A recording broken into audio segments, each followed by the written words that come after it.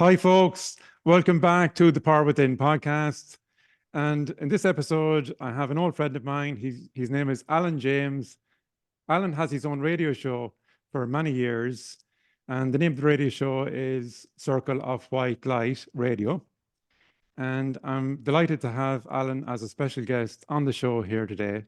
Alan, you're very welcome on the show. How are you? Not too bad, Trevor. Thank you for having me on. You're very welcome. And obviously, we know each other for many years, and we've had many discussion about mental health and well-being and psychology and so on. And I can't wait to get into those topics and subjects on the podcasts which are here today. Brilliant. Well, we're going to kind of cover a few things. I know this is kind of an impromptu podcast, but as we're in the energy of talking about this information, you suggested, hey, why don't we actually record this? And why don't we talk about it? And I think it's a great idea. Why not strike while the iron is hot? Indeed, indeed. But before we get into those areas and those topics, would you like to tell us about how you got into doing your own radio show? Yes, I'll give you the brief version of my bio, otherwise we'd be here all day. Right, okay, started a radio show back in 2010 called Open Your Mind Radio, and it was just a radio show on audio. And then March 2019, myself and my co-host Steve decided to take a sabbatical, and I set up Circle of White Light Radio and focus on solutions and a better way of thinking. And then in 2023, I bit the bullet and then moved over to Rumble and start doing video interviews and general podcasts regarding psychology and information and just general bits and pieces that people might like about exposing what's going on, but also about technology as well, using certain kinds of technology like tri-field meters for testing EMF, wave frequencies and stuff like that. I've just got deja vu, by the way. So we've already done this podcast, Trevor. So that's it. So I kind of do my best to do video interviews, interview interesting people, and talk about interesting subjects. I'd love to know more about hypnotherapy. I know we've talked before because I'd love my partner to think that I'm Brad Pitt, but I don't think that's going to happen anytime in the future. But yeah, so listen, thanks a lot for having me on the show. And where do you want to go with the podcast? What will we get into? Well, don't worry, I won't have you barking like a dog or clucking like a chicken by the end of the podcast. You're all right. That's okay. I appreciate it. Yeah. Well, I know we've had many discussion on how the human mind works and, psychology. And I know I've organized a conference down here in Waterford a couple of years back, and I had you as a speaker at that conference. And one of the subjects that you were speaking about was that human psychology and how all that works. Yeah, definitely. Well, I'll just have a kind of background in psychology. Now, I have said to people, and I always clarify this for people, I didn't get the indoctrination. Oh, did I say indoctrination? Ups training as a psychologist, but I did do training in psychology back in 1986 as one of the courses I did. Psychology was on one of the subjects on the course. And that's where I found psychology fascinating. I was blown away by it because we used to get a psychologist that would come in and he would be teaching us all kinds of stuff about social psychology. And that's really where I got the interest in psychology back in 1986. So I carried that on studying. And then when I moved to London, I joined a college and I was teaching computers. And they knew that I had kind of this background and interest in psychology. So they asked me to set up some training courses regarding social psychology, which I did, and that went down really well in the college. And then obviously I got into the corporate side, and as a corporate manager, you get sent off on training courses regarding staff management and all that kind of stuff. So you learn an awful lot from that as well through management training courses and stuff, and my own research and my own life experiences and the experiences of the people I interview. Yeah. And all that is a major mix of psychological information of human behavior and what's taken place. And I'm always learning. I know I don't know everything. Of course not. Nobody knows everything. Sure. I'm happy to Sure. change my belief system if I stand corrected on something. But I do try and research and check the information that I talk about. And if I find in any way I've no real, definite research for it to be objective, I will tell people. So what I do is when I'm doing my research, I try and make sure that it's there's objective information out there. If I cannot find any objective information, what I do is tell people that it's subjective. Now, there could be research on it already done, but because I haven't found any research on it, for safety reasons, I'll say it's subjective. And that way, I won't have people going on the attack, because I say, well, look, it's subjective for now until I find the research, and then it becomes objective. But a lot of the information that I have done, I have sent my the likes of the fluid belief system over to a psychologist, Rachel Alexander, and I got her to validate the work that I did and get her opinion on that. And she did come back to me. She said, Alan, it's 100%. It's spot on. Right. So Brilliant. it's good getting validation and confirmation that the work I'm doing and the research I've done is actually correct, Yeah, indeed, indeed. And the type of radio show that you have, obviously, you need to have an open mind and, remain objective, because I know you have so many different variety of guests that come on your show talking about all sorts of different topics. And do you find that a challenge to do, to not be, impartial, I suppose, and like you have your own opinions, but to remain objective and to keep an open mind on the information that you're receiving on the podcast or on your show? Well, the one thing that you learn doing radio and doing loads of interviews is that you have to keep your ego and your belief systems in place, because you're there as an interviewer and you're interviewing the person, and they will have their belief systems and give you information based on them belief systems. And you might disagree with them, but it's not my job to disagree with them. It's the audience who are listening to the show to see if that resonates with them.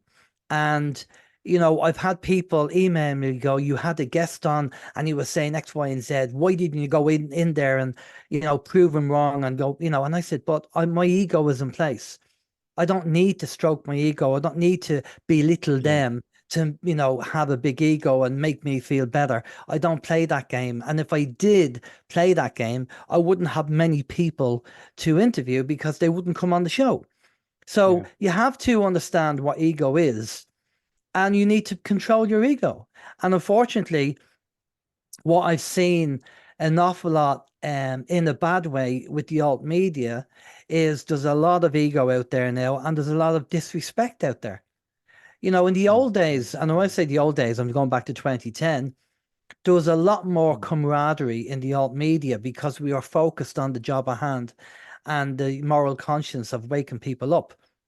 But what I'm seeing these days are people just worried about their sponsorships, their clickbait, and everything is focused on that. And what's secondary is the whole cause of trying to wake people up. So I purposely, Circle of White Light, to me, it's not a business. I'm not trying to make it a full-time business. And I'm not trying to make money out of it. Because when people who know Circle of White Light know that a lot of the donations that come into Circle of White Light, I actually send to the Pay It Forward appeal and give it to homeless people, suicide charities and stuff like that. Yeah. Because that keeps my focus on the actual cause, and the cause is to educate and wake people up.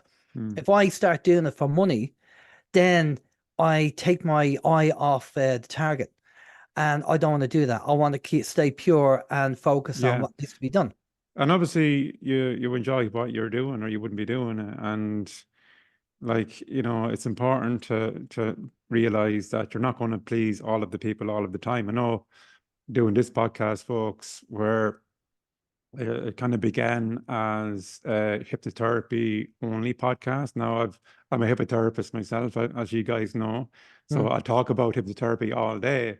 Mm. But at the same time, I wanted the scope of this podcast to be more than that, and to be, more getting into more areas on health and well-being and psychology and so on, because, it's important that, like, for me anyway, I don't know if you have the same kind of a view on it, that it needs to be, we need to keep it fresh and interesting for us as the hosts of either a radio show or a podcast. And, because if you keep repeating, keep talking about the same subjects kind of over and over, it can become kind of Very burnt out stagnant, on isn't it? that, and, Yeah. bored Mm. after a while. Mm. So for me, it's definitely something where I'm glad and delighted that this podcast, the Power Within podcast, folks, has touched on a number of different areas, not only mental health, but physical health and well-being, like, as well. I've had on Coleman Power on the show, who's was a great guest, talking about organic food and, organic eating. Mm. Some other guests on talking about more spirituality and into those areas as well. So it's a mix of stuff that keeps it fresh and to keeps it kind of interesting for me as the host to do. And I'm sure it's the same for you, that you don't want to be constantly talking about the same thing kind of over and over. Yeah, okay. Well, yeah, totally. I mean, Yeah. yeah, I change the subjects, or I might do, go from interviewing somebody or talking about the news or talking about technology or talk about free energy or solar, technology, different subjects, because there's so many different people out there that like different things. So I try and mix it up to make it interesting. The one thing that people need to be aware of is that sometimes people can see what we do in interviews through rose-tinted glasses and may think that we have the perfect idyllic world and that everything is perfect and we don't have any issues. But all of us have issues. We all have, we have bills to pay, we have families, we have issues with our families, all that. We're just human beings like everybody else. Yes, we're on camera. Yes, we do loads of interviews, but we make mistakes. We're not perfect. And I mean, I'm trying to make the changes bit by bit. I know if you make too much of a leap in changes, that they never really work out. So I'm trying to make them subtle changes bit by bit through diet, through doing various things, just to start changing my lifestyle. And I've been doing that over the last few years. But bit by bit, um, and I think, but we all have issues that we have to deal with in our own lives. And I know that the one thing that a lot of people who are in the kind of arena of probably being a therapist or offering a consultancy service or helping people, sometimes we neglect ourselves.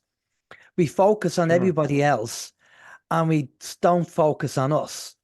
We help everybody else. And it's not selfish to turn around and say, well, no, I'm going to do this for me. I have to take care of this, because it goes back to the old adage of the oxygen mask on the plane. Put yours on first and then put your kids on. If you try and put your kids on first, you'll end up dying of a lack of oxygen. Yeah. Yeah. So it's not being selfish to save yourself first, because then you can save other people. And I think we sometimes maybe it's the shadow side. Maybe we don't want to deal with the issues that we have in our own life by externalizing it and then helping people outside of ourselves, that it just keeps us distracted and away from dealing with the things that we need to deal with. And more and more, I realize in my own life that I have to start thinking of me, not in a selfish way, but I have to start prioritizing me and my health and what I do. Because it's only then that if I do that, I can be an example for people, hopefully, and I can help people because I'll be in a better headspace. Sure. And I mean, one of the things that I've learned over the years is that we are, to a great degree, what we tell ourselves, what we focus on, what we think about. And, like us being men, like, we can find it difficult to, I suppose, ask for help and, admit that we're struggling at times. And especially like in my scenario as well, look, I like really very disciplined. Not always, I have my days, Mm, good days and bad days, mm, but I have a routine where I'm disciplined in terms of when I get up in the morning, focus on I'm telling myself this mm. is going to be a great day today, get my exercise in, eat well, all of these things combine into like how we're feeling at any moment in time, because like mental health and like happiness in general is something that like you need to go and get. It's an inside job, as the old saying goes. Yeah. That is not something that is external, it's something that is internal. So the more work we do on ourselves, then it's not only us benefiting from that, it's everyone around us, Mm, because it's like that pebble that's thrown into a pond, that is the ripple effect and the mm, energy, that everything improves. mm. Because like one of the principles and the ethoses that I work from here is, I'm empowering my clients to help themselves, Mm. and allowing them to step out of that kind of victim mentality Yeah. of, it's easy Yeah. to point a finger at, to blame even, well, it's the government, or it's Mm. it's him, he's the reason that my life is a misery. Yeah. When in actual fact, we need to take accountability and, look at ourselves in the mirror and going, look, we're responsible for our own health and our happiness. Yeah.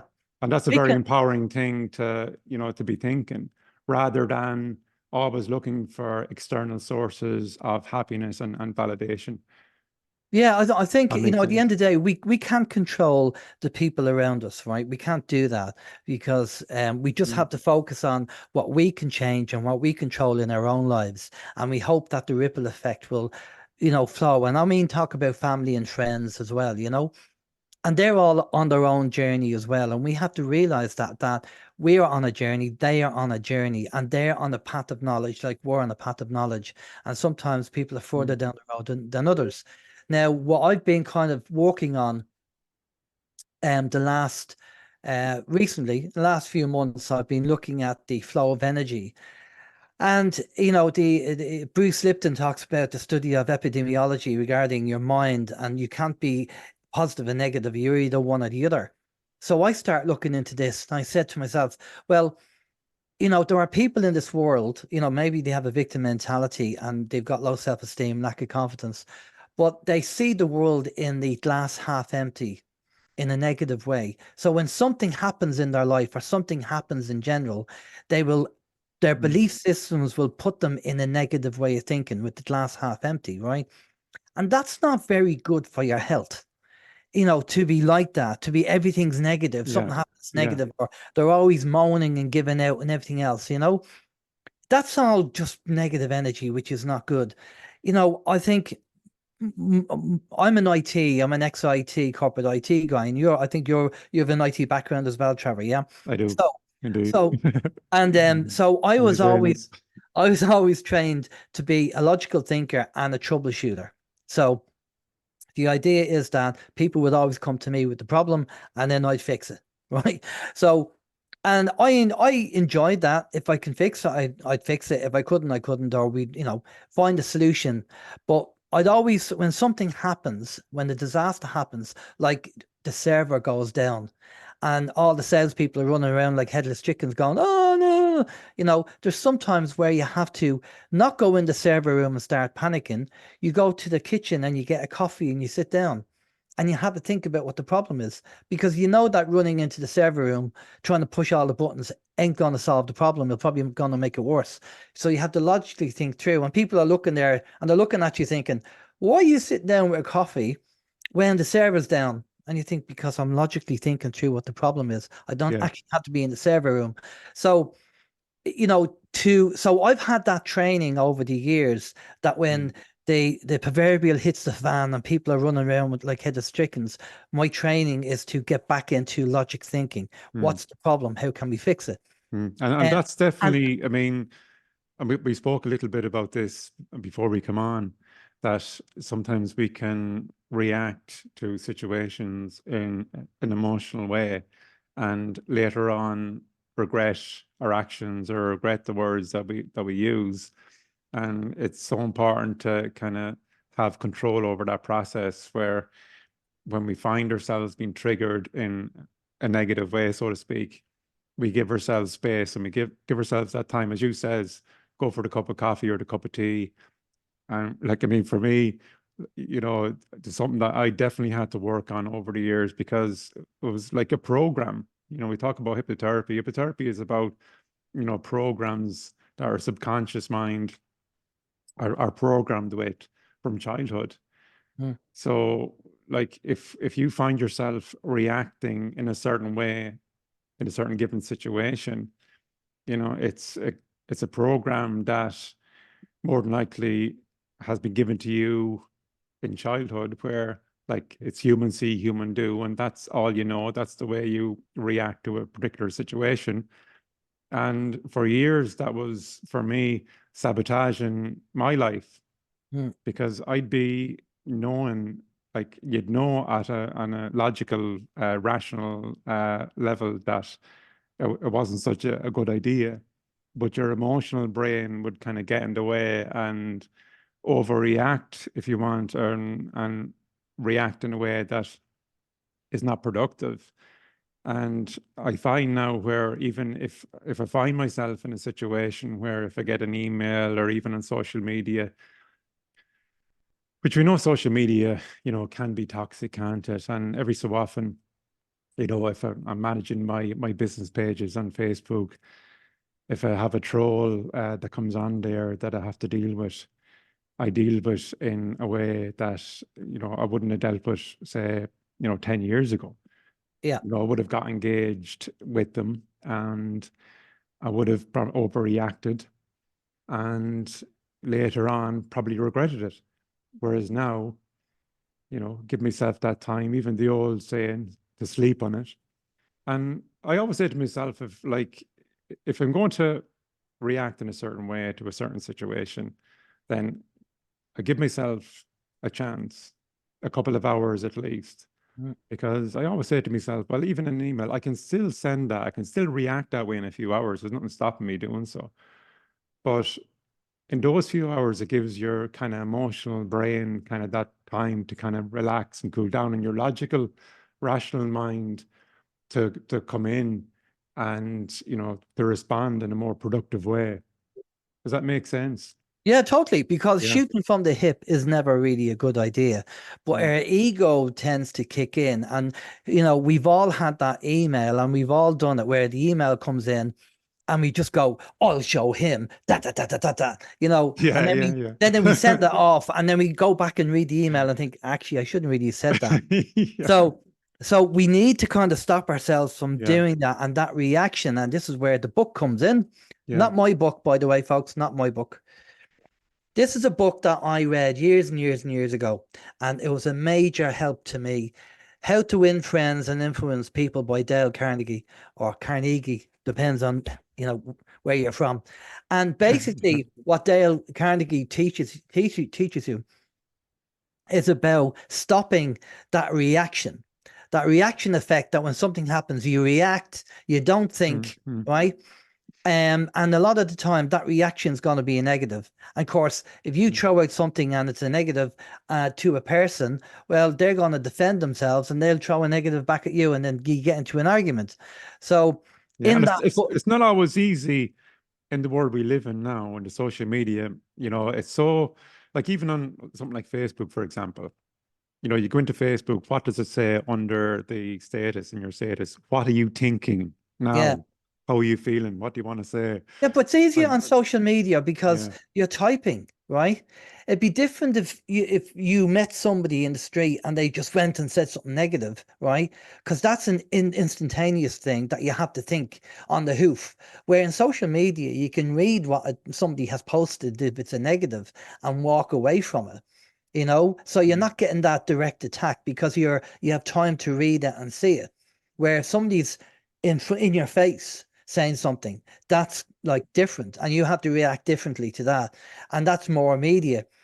So the Dale Carnegie, and he gives loads of examples in that book of how people start rethinking. Because as a manager, and I had staff, if a staff member did something and I went up to them and I said, "You stupid gobshite, what you do that for?" I'd probably be pulled up in front of HR for something like that. So I had to stop my reaction and think about the issue and then go to them in a more positive way and say, "Okay, listen, I know you made that mistake, but let's talk it through and let's see if we can sort it out," right? It's more productive doing something like that in a positive way than just doing the reaction. The problem is that thinking takes energy.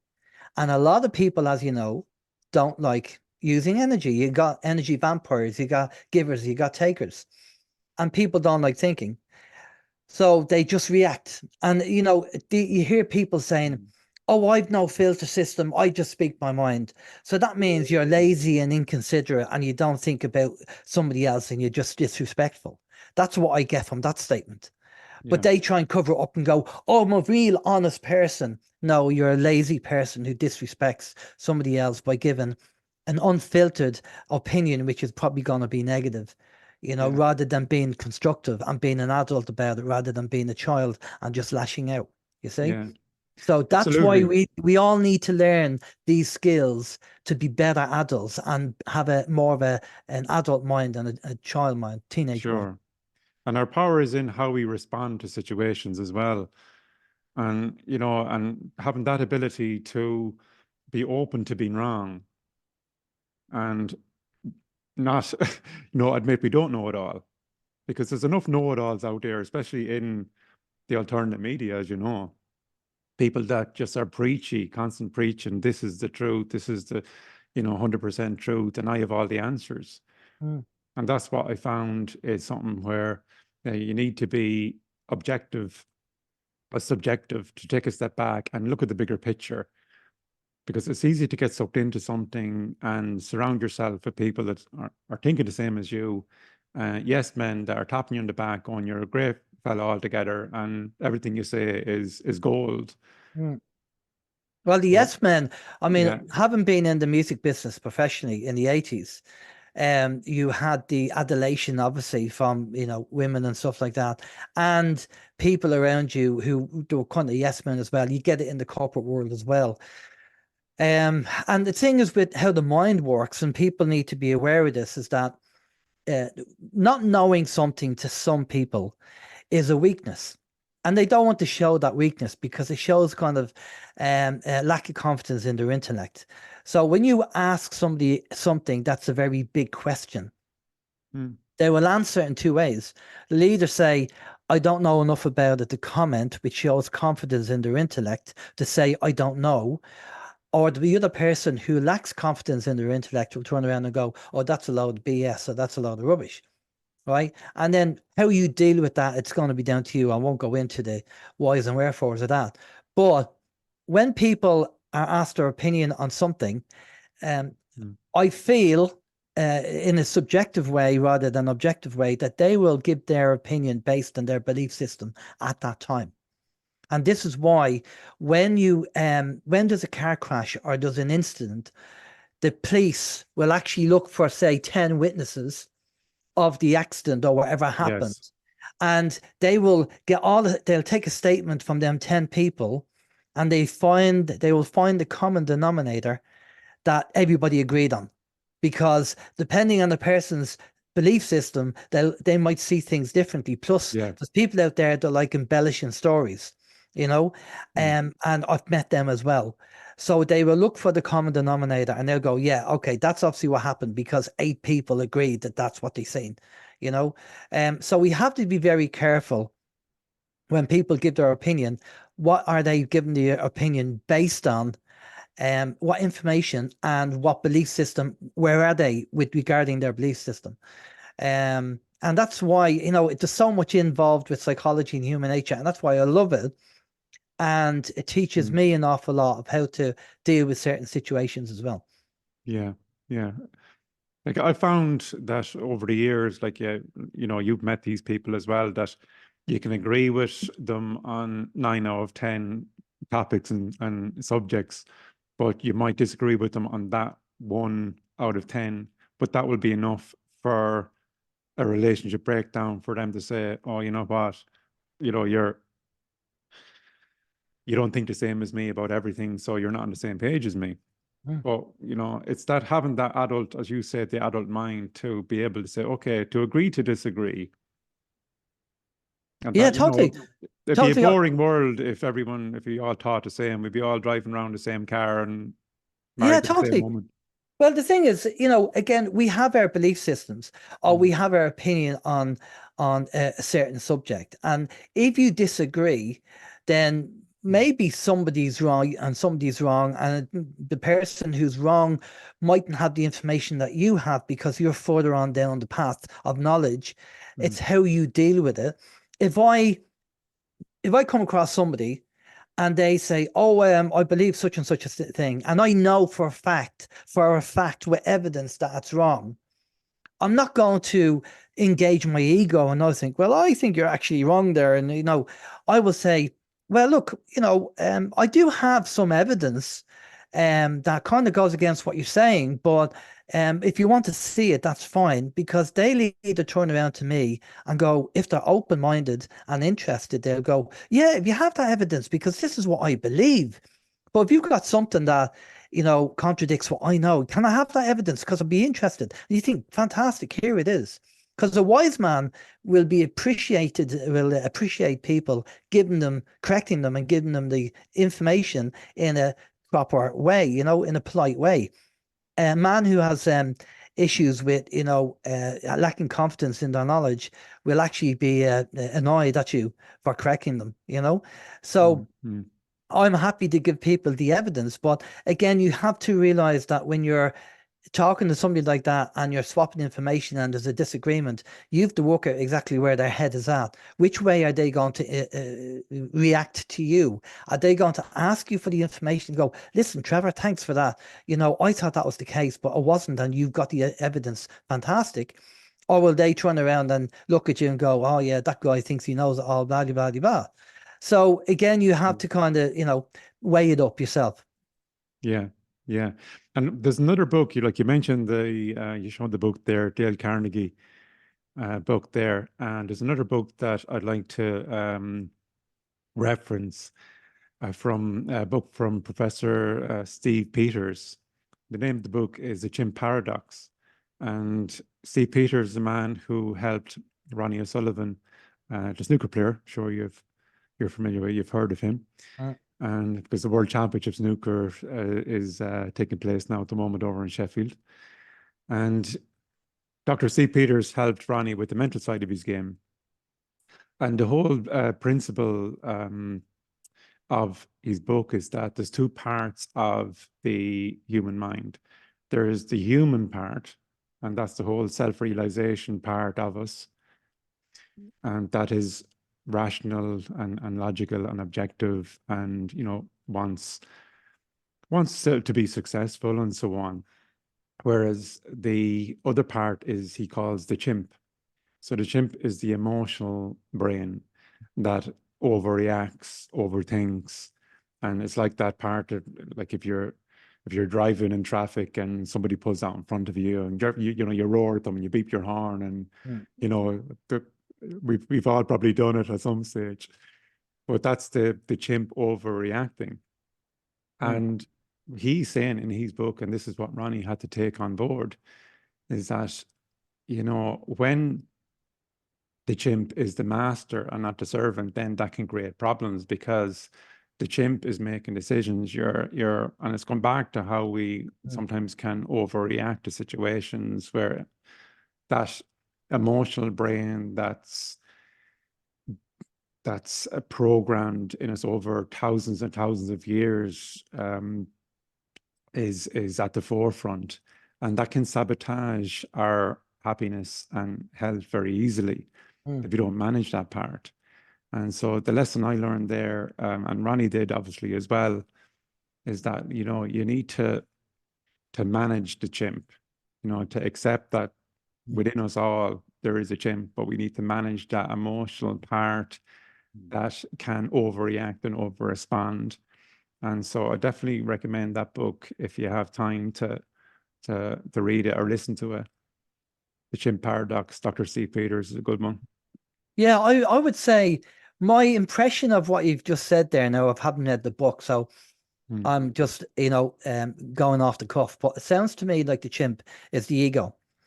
And the ego is on your shoulder. The chimp's on your shoulder. And the ego is there to protect you. That's what the ego does, right? Indeed.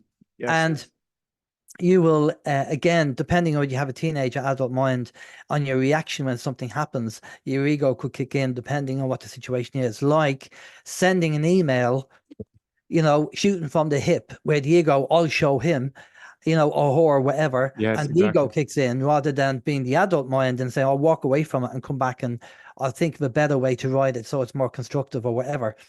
So, and the ego is there to protect you. But the problem is with the ego is that, it stops you from learning. It stops you from stepping outside your comfort zone. And that's really when you start learning, when you step outside your comfort zone. And controlling the chimp is controlling the ego. You don't let the ego control you, you control the ego.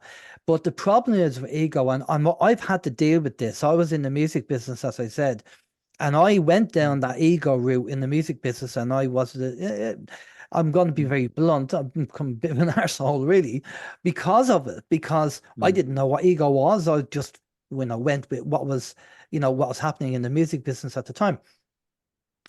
But the problem is with ego is that ego creeps up on you. It's very slow. It's a slow creep, right? And it doesn't just happen. And I can kind of pick up ego very quickly. I've got very sensitive to ego from people. And I've kind of called a couple of people out on ego and warned them. I said, the ego's kicking in, be very careful. And of course, the first thing you say to people is when you say you've got an ego, they'll say, oh, I don't have an ego. And I go, are you sure about that? Because, X, Y, and Z, because they'll deny that they have the ego, but then in the end, you don't understand what the ego is.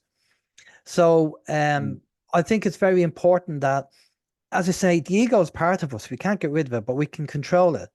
And we control the ego by understanding what the ego is, And, years ago, I remember hearing people saying, there's a fine line between confidence and arrogance.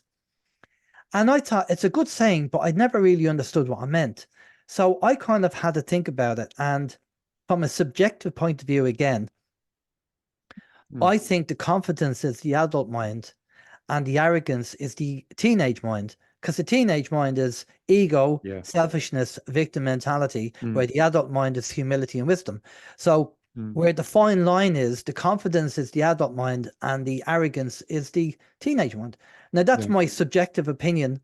I've no research on that, but based on what I know from psychology, that's what I feel it is. But if I'm wrong, I'm wrong. And I actually enjoy sometimes not knowing something because I don't know everything. I mean, I say to people and to say, yeah, I don't really know about that, and maybe something that I don't know. Can you tell me what it is? Because I know I don't know everything and I'm learning as I go along, but I'm happy to be confident enough in my intellect to say, I don't know. Yeah. Yeah, I think a lot of these books are representations of the same thing. They're saying the same thing in a different way, aren't they? Yeah, near enough. They mix it up and, approach it in different ways, but the principle is the same. And I think what we have to do as human beings and the human race, I'm not saying that we'll, get to a utopian society, but if everybody had an adult mind, life would be so much better because adult mind is a service to self and it's wisdom. I know there's loads of different arguments and people will be listening to this podcast and they'll pick up on one thing I say and then they'll say, oh, but what about no. I mean, we're only talking for an hour for this podcast, if that. So I'm not going to go down the rabbit hole and take one item and then start analyzing that. That's up to them to do. So I'm generalizing with this podcast and the things I say because we don't have the time to go through everything. But how do you deal? But here's a question for you, because for me, and I don't know, this is where I am the last couple of years, is that I've learned that, we see what we want to see sometimes. And if you get into a pattern, a way of thinking that is negative, then that's all you're going to see.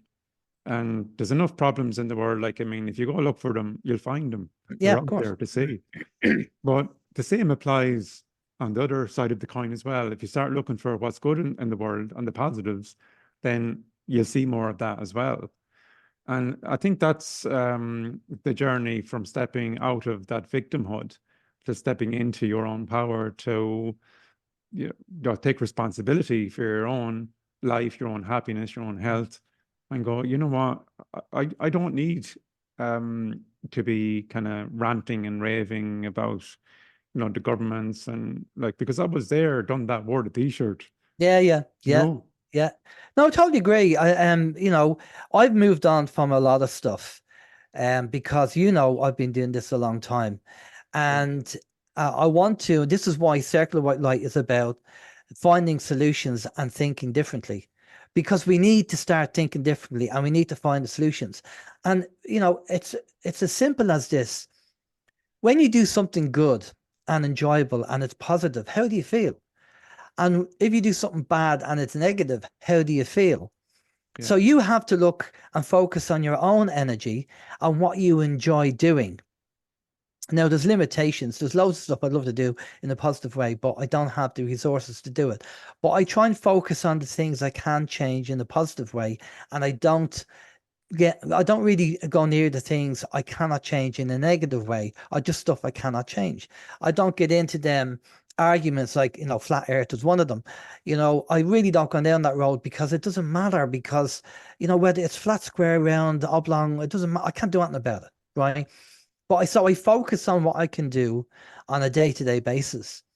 And that could mean helping a neighbor, or doing something to help somebody out, or fixing something for somebody, or because that in itself brings good energy.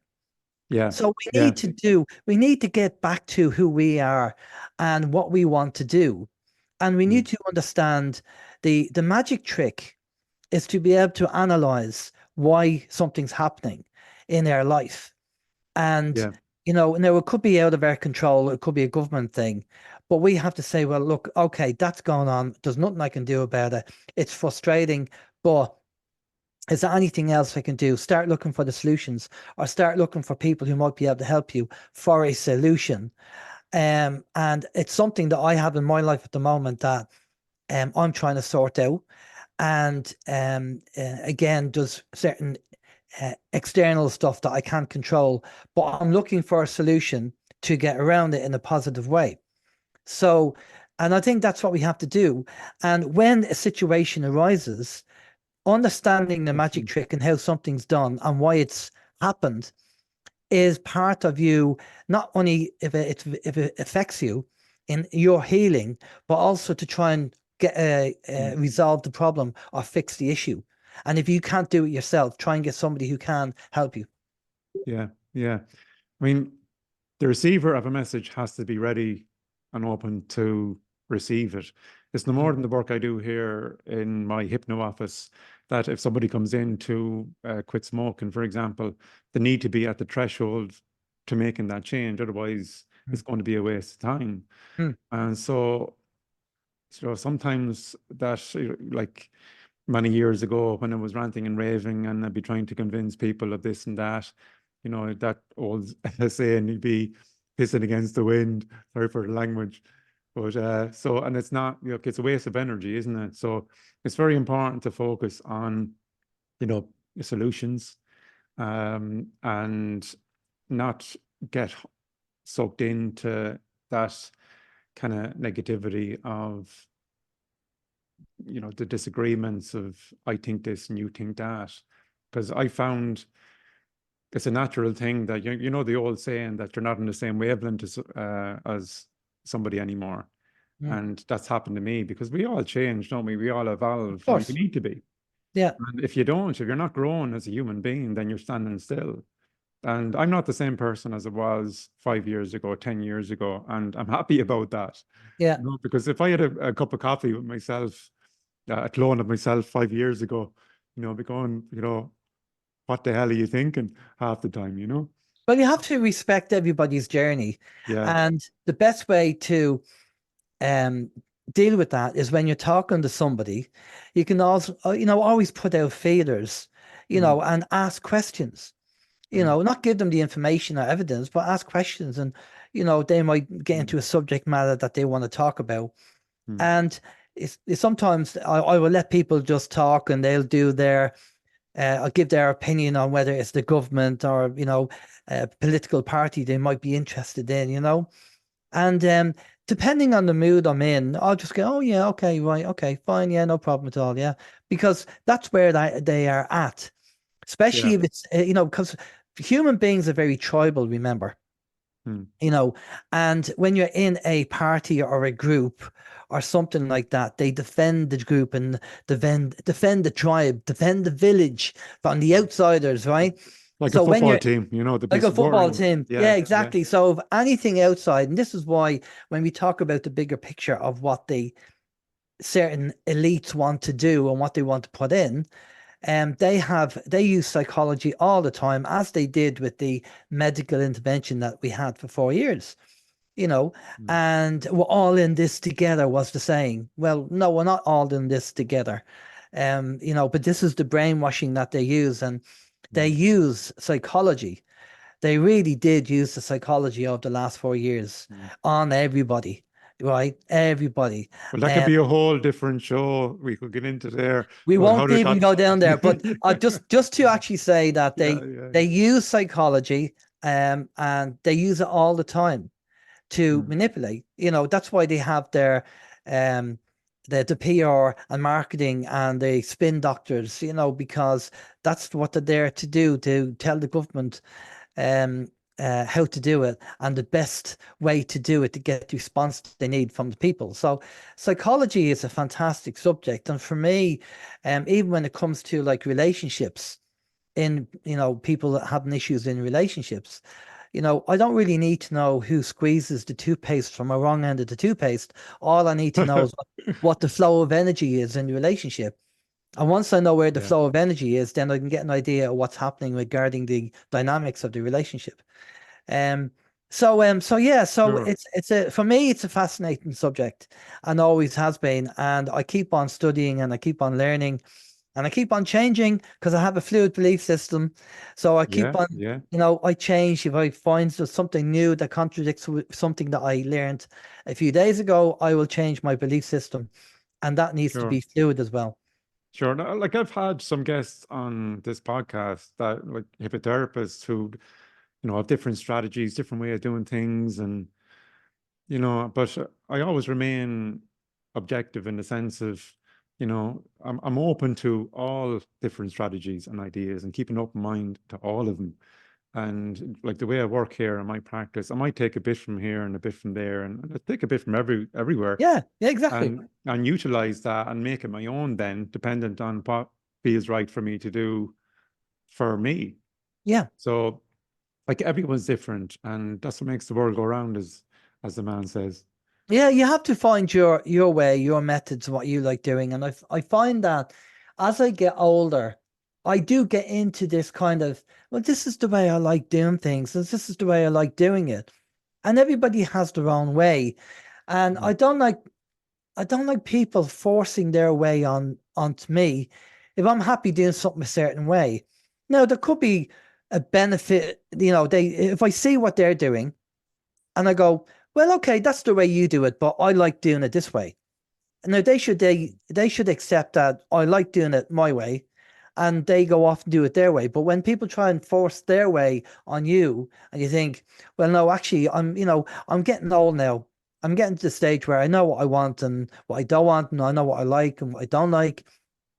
And I'm understanding to a certain extent with people, and I understand that people are on a path of knowledge and you have to be patient and all that. And as I'm on a path of knowledge, I'm still learning, and I'm meeting peers in my arena of alt media and all that. And I meet up with them and I go, oh, that's interesting. You have to just be prepared to step outside the comfort zone and keep learning. And unfortunately, there are people out there who feel that they've had their lot. Oh, I've done school. I don't want to learn anymore. And they've just stopped learning. Just stopped taking an interest in developing themselves and their mind and the information, which is very sad because I'll keep on learning until I pass over, and I'll keep on studying and I'll keep on reading my books, you know, like Dale Carnegie. I know he has a few books out there, and I'm not on commission, by the way. I just think the title is a bit rubbish, right? I'll say that title is a bit rubbish. Yeah. But the content in it is very good for anybody who really wants to learn, especially if you're in business and you're in sales and stuff like that. And it's not about sales techniques trying to flog your goods. It's about being respectful as a human being to other people, you know, and that's really it. Just be a better person and be more humbling, rather than bringing the ego in. Absolutely. And on that note, I'm going to bring the podcast. I just have one eye on the time. I'm going to bring the podcast to a conclusion. But before I let you go, I have one more question for you. Have you any words of wisdom you'd like to share with me and my viewers, my listeners, before you sign off here today? Any words of wisdom? I'm putting you on the spot here. Put you on the spot there. For your podcast, you mean? There, yeah. Just no, keep well, in general, in life, have you any words of wisdom you'd like Oh, in life, yeah. Yeah. I mean, you know, try and avoid making assumptions, because assumptions are generally wrong. Take the energy to have a think about the situation, and don't just react. Try and not shoot from the hip. Stop yourself and start thinking about the situation, and try and think of things in a more positive way than a negative way, and try and look at the world as the glass half full rather than the glass half empty. It's the study of epidemiology. Look up Dr. Bruce Lipton. He talks about it. It's not good for your health to be thinking negative. And for your podcast, just keep doing what you're doing. You're doing a great job. Well done. Absolutely. Thanks a billion, Alan. I really appreciate you coming on the show here today. And look, keep up the great work you're doing. And I'm going to be tuning in to the circle of White Light Radio for the foreseeable future. I'm sure you're going to have on great guests. If you have any guests coming up soon that you'd like to, have you any website or any info that you'd like to give us before you go? They can pop off to the website, circleofwhitelightradio.com. And if you go on there, there's links to my Rumble channel. And I always put up the latest 4 videos I've done on the Rumble channel with all my interviews. And if you like psychology, pop over there, because I have a good few videos on psychology, and you'll learn a few things. If you like technology, I do that as well. I do a good mix. So they can pop over there and have a look and see what you think. Great stuff. Thanks very much, Alan, and take care of yourself. Be good. Cheers, Trevor. Thanks a lot. Cheers for the podcast. Just stay there for a moment. So, folks, it's that time again to bring another episode of the Power Within podcast to a conclusion. Hope you've enjoyed this discussion that I've had here with Alan today. I've certainly enjoyed it and got into some really interesting areas about the human mind, psychology, and more. So for now, be good to yourselves, and we'll see you on the next episode of the podcast. Take care, folks. Take care. Bye.